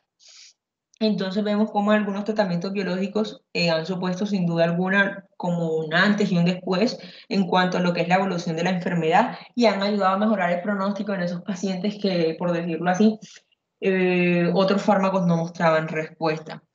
Esto era un resumen básicamente del caso clínico, nos muestran como una línea del tiempo desde el punto de partida hasta donde llegamos en la paciente. Vemos que entonces en la primera visita la paciente estaba en tratamiento con baricitinib, y en los antibióticos por la infección del pie. Sin embargo, era una paciente de larga evolución que mantenía, por decirlo así, un dolor frecuente por que el tratamiento no mostraba cierta eficacia, había tenido ciertos fallos, había tenido efectos adversos a otros, y sin embargo mantenía lo que era una alta actividad ecográfica articular, además de que la paciente tiene un alto riesgo por las enfermedades que tiene, además de la artritis, en la cual entonces en esta paciente se decide iniciar con sarilumab y se empieza a mostrar o a ver una mejora significativa de la actividad de la enfermedad y de los índices de dolor, entre otros. Pasemos ya como conclusiones de este caso. Entonces, bueno, lo primero era más que todo como, bueno, que estábamos frente a una paciente con artritis reumatoide de larga evolución, refractaria a múltiples tratamientos, y que en estos pacientes, bueno, en todos los pacientes es muy importante lo que es la valoración y el tratamiento de las patologías concomitantes que puedan sufrir nuestros pacientes, sobre todo cuando estas patologías están asociadas como a un riesgo cardiovascular o a un riesgo metabólico óseo. Y otra cosa que no se debe que se debe tener en cuenta más bien es que a veces se cree que que el fallo de un medicamento como que puede condicionar a que otros medicamentos tampoco puedan funcionar. Y en estos casos es importante que sepan que el fallo a tocilizumab, porque la paciente no había dado respuesta a esto, no debe ser como no debe implicar que descartemos otras terapias como sarilumab. Entonces creo que eso era todo lo que había que mencionar del caso. Pasemos. Y muchas gracias por su atención.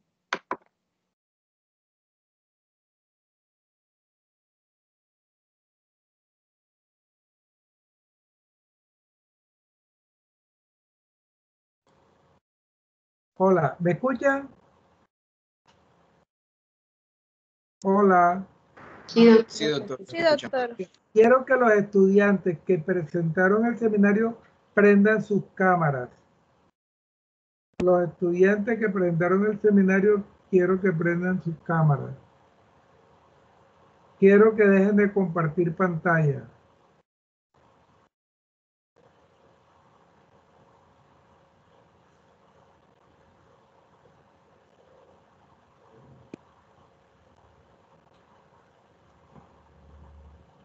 Angie, ¿dónde estás? Prende tu cámara, Angie, te quiero conocer.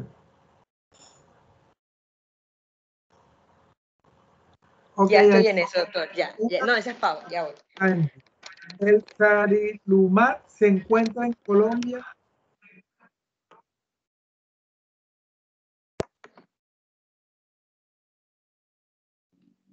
¿Cómo, doctor?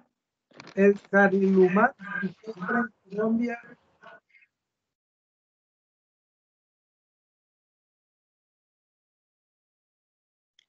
No sabría, doctor, responderle. Creo que no, pero, o sea, lo leí en la guía Euler, pero ¿Crees que no?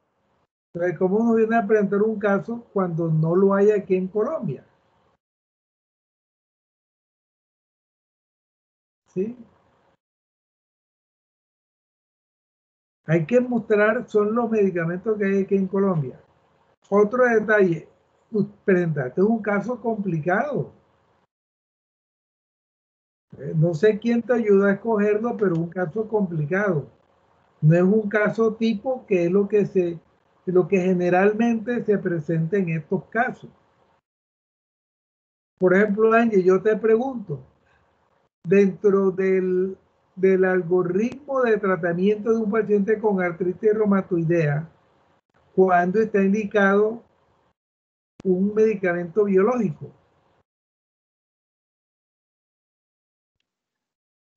bueno, según lo que estuve leyendo, prácticamente cuando ya fallan los principales, como son los fármacos antirreumáticos modificadores de la enfermedad.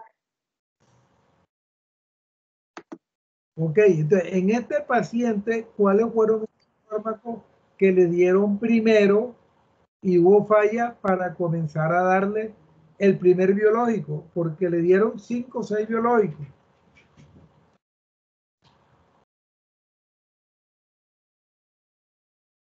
Sí, doctor, yo mencioné, bueno, había una lista larga de medicamentos que ya habían fallado en el paciente. La paciente, pues, había sido tratada primero, estaba siendo tratada con baricitinib. Espérate, pero es que ahí está el detalle. Si tú me dices que cuando fallan a las drogas modificadoras de la enfermedad sintética se da biológico, el baricitinib no es una droga sintética, el baricitinib es una droga que es considerada también biológico. Entonces ahí es donde yo quiero llegar, porque el caso es interesante, pero no es el caso tipo para que quede en el ambiente de todos los estudiantes cómo es que se maneja un paciente con artritis reumatoidea. ¿Sí? El caso estuvo muy bien presentado, como todas las presentaciones. En general, todas las presentaciones estuvieron bien, todas, y el caso tuyo estuvo bien presentado.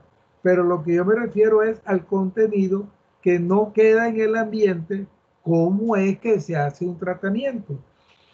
Sebastián lo dijo bien cuando habló de los criterios de clasificación, que el objetivo de los criterios de clasificación era detectar tempranamente la enfermedad para comenzar a administrar drogas modificadoras de la enfermedad tipo metotrexato. Entonces, en este caso, no me quedó claro al comienzo de la enfermedad qué medicamento le dieron, porque hubo falla. ¿Sí? Entonces, el tratamiento, el paciente con artritis reumatoidea, inicialmente hay que darle drogas modificadoras, como es metotrexato. En el algoritmo muy bien lo dijo, ¿quién habló del algoritmo? Yo, profe Alexandra. Ok, Alexandra, cuando hizo el resumen del algoritmo, comentó brevemente que al inicio el tratamiento era con drogas modificadoras metotrexato y que si no se podía dar metotrexato, se podía darle flunomida. ¿Sí? Si había falla a esos dos conjuntamente con corticoide a baja dosis y no había factores de mal pronóstico, se podía dar combinado metotrexato, sulfasalazina, leflunomida, etc. Si había falla esto o habían factores de mal pronóstico, ya se daban biológicos. Y los biológicos se pueden ir rotando. Entonces, eso es lo que yo quiero que quede con todos ustedes, con los estudiantes. Frente a un caso clínico muy excepcional. Y además, este caso clínico en la práctica médica no se ve. Entonces, no sé de dónde lo sacaste o no sé quién te subió este caso clínico.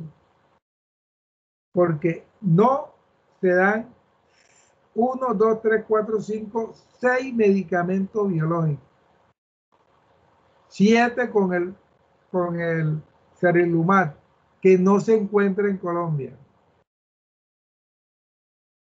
Eso no es lo habitual. Yo no he tenido pacientes que le han dado 5, 6 o 7 biológicos. Entonces, cuando ustedes busquen algo, ¿sí? Tienen que ver que sea acorde con lo que se vive en la práctica médica diaria. Ustedes me llamaron, esta mañana me llamó muy bien Paola a solicitarme que hiciera el seminario hoy. ¿Sí? Lo que cada uno de ustedes ha debido es enviarme, apenas se confirmó hoy, enviarme, doctor, mire, esto es lo que voy a presentar esta tarde, pero ninguna lo envió. Entonces, ¿para qué estoy yo? Si yo soy el tutor, si yo soy la persona que lo estoy guiando. Para eso, si ustedes fueran autosuficientes, yo no estuviera aquí. Y entonces, el detalle de ese caso clínico es eso, hacer todo sobre la carrera. Y no consultar. Le dije, tienen que mandarle diapositiva anterior en la reunión que tuvimos hace días. Pero toda la carrera no enviaron nada. Ni preguntaron nada. Entonces la escogencia del caso clínico, 0. Ese no es el caso clínico para ustedes.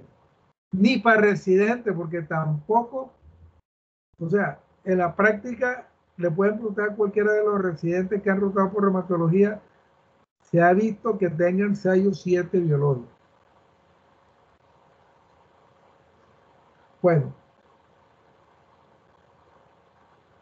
Paola, al comienzo, Paola, no me quedó claro cuando tú hablaste de que la mayor frecuencia del estudio epidemiológico en Colombia era paciente de 70 a 75 años. Recuérdame eso o explícame eso. Un detalle, creo que no vi bibliografía. ¿Sí? Paola, por favor enviarme la presentación de la diapositiva. Sí, señor. Estaban marcadas abajo de cada diapositiva la referencia. Pero no en todas. Yo se las paso. Sí, pásalas. Independientemente del comentario, es que me acordé que para que me la pasara. Pero no creo que en todas había bibliografía.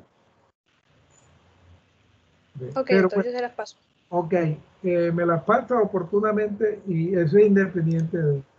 Entonces, recuérdame, Paola, de la primera diapositiva donde estaba el mapa de Colombia en azul. Habían el de Colombia, donde hablaba de la prevalencia del grupo etario. Eso es lo que quiere. Sí, creo que fue eso, que tú me dijiste que era entre 70 y 75 años. Sí, había una tabla en cuanto a la clasificación, no clasificación, sino mostraban los grupos etarios en los que se hicieron los estudios y la mayor prevalencia. Primero que todo, ese estudio de prevalencia, ¿de dónde lo sacaste? ¿Cuál es la bibliografía? El de los grupos etarios. ¿Sí?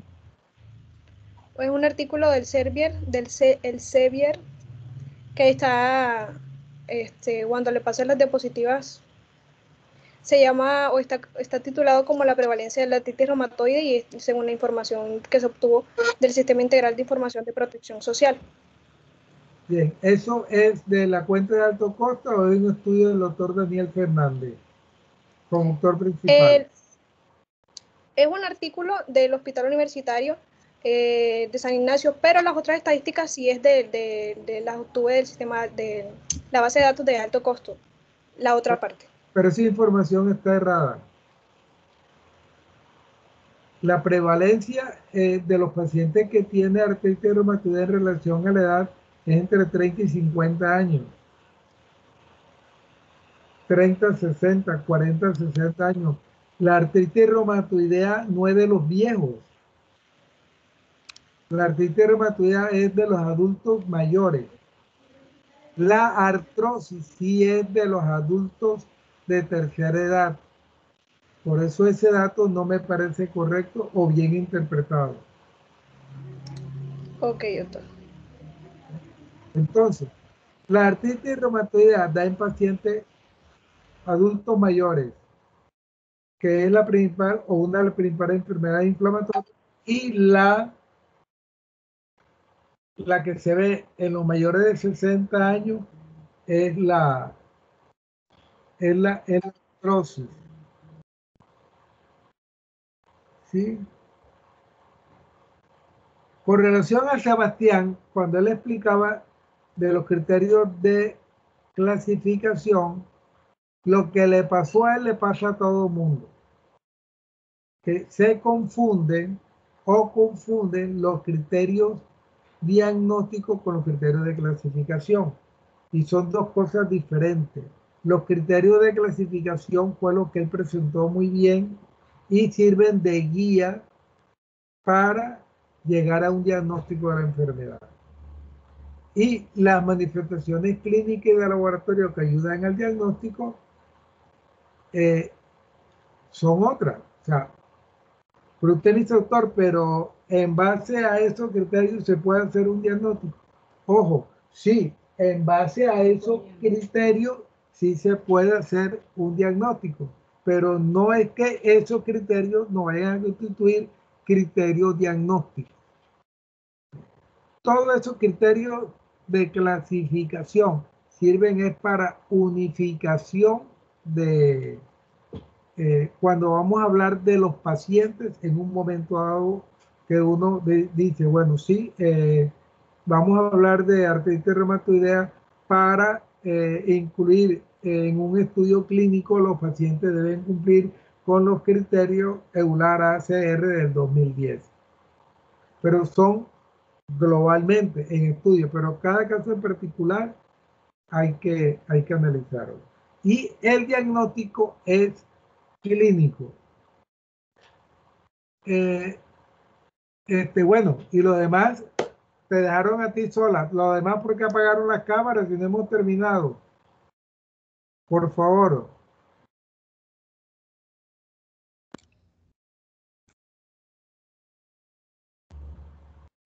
Bueno, Alexandra, ¿cuál es Alexandra?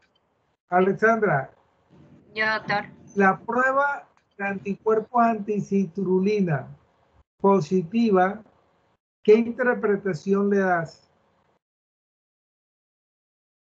Una prueba anticitrulina positiva en un paciente con diagnóstico de artritis reumatoide, ¿cómo la interpretas?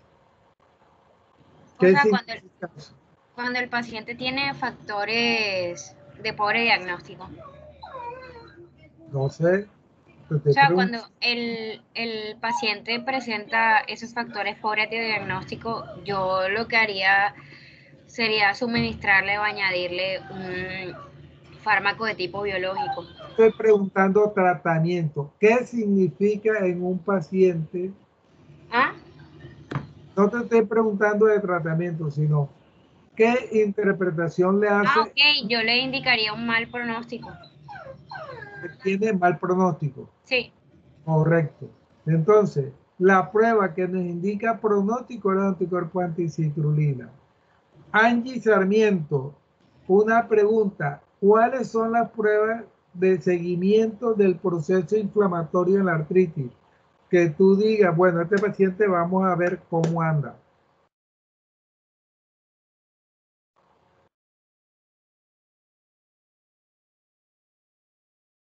Doctor, dijo de seguimiento, ¿verdad? Sí, las pruebas de seguimiento Bueno, inflamatorio. La velocidad de sedimentación globular, Muy la bien. PCR. Correcto, esos dos. BCA y proteína C reactiva. ¿Sí? Y Laura, ¿cuáles son las pruebas de ayuda diagnóstica para un paciente con artritis?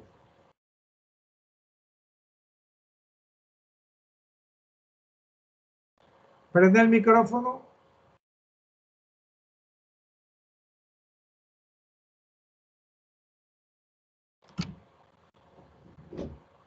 Laura, prende el micrófono.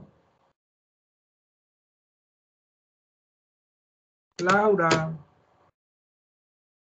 Aló, ¿ahora me escucha? Ahora sí.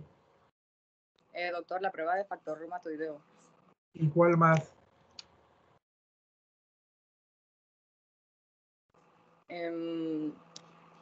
Los anticuerpos anti-CC.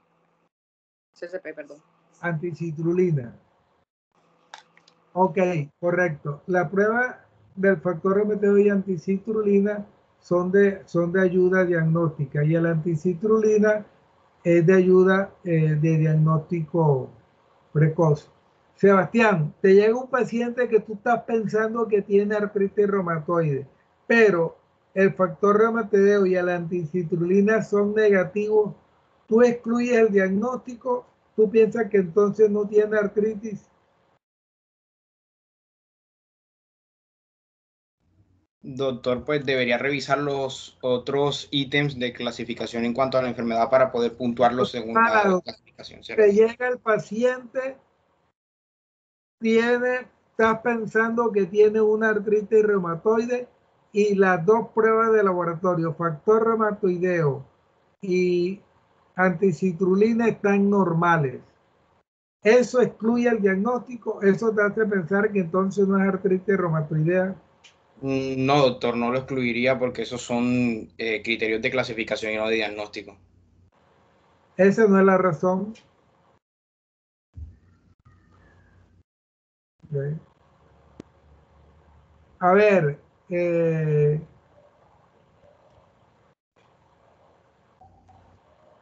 Paola, ¿tú qué piensas? Tienes un paciente delante de ti, estás convencida que es una artritis reumatoide, pero anticitrulina y factor reumatoideo negativa. ¿Tú excluyes el diagnóstico o dices que tiene? No, doctor, yo no lo excluiría. A pesar de que las ayudas me digan que salgan negativas, no lo excluiría. Ok, ¿por qué no lo excluyes? Porque si la clínica que es el sustento diagnóstico es indicativa de la enfermedad, pues aunque la herramienta diagnóstica no sea indicativa, pues no quiere decir que el paciente no tenga la enfermedad. Ok, ¿dónde está Alexandra que no la veo?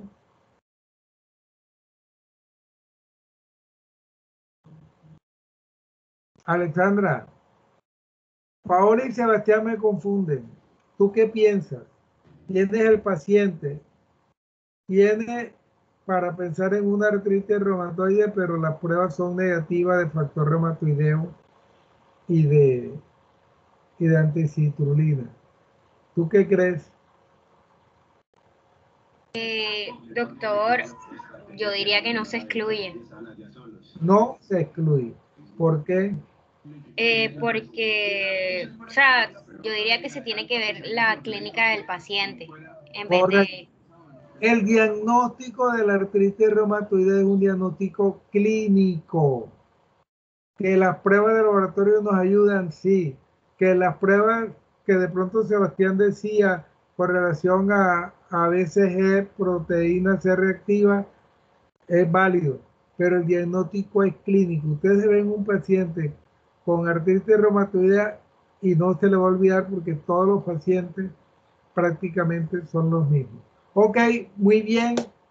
Paola, ¿ustedes me pasan alguna lista o el doctor Paul me da algún para pasarle la nota?